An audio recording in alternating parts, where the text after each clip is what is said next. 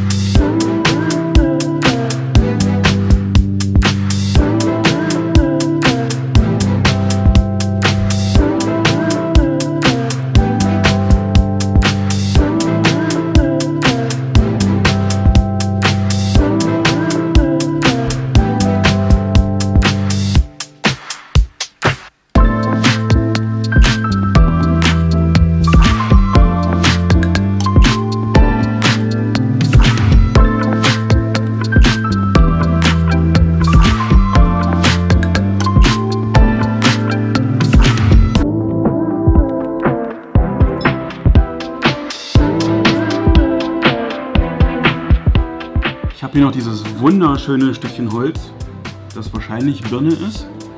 Und das benutzen wir jetzt, um den Skull zu fräsen.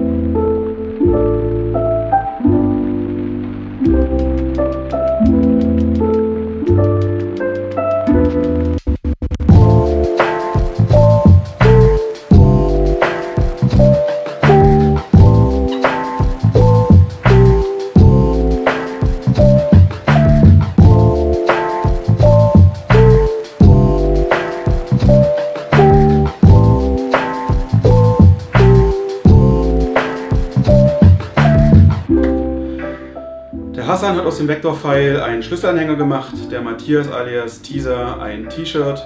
Bei mir hängt der Skull jetzt im Wintergarten. Wenn ihr noch andere Ideen habt, schreibt es mir unten in die Kommentare. Ich danke euch fürs Zuschauen. Hier gibt es noch ein anderes cooles Projekt von mir und ich würde mich freuen, wenn ihr mich abonniert. Bis zum nächsten Mal.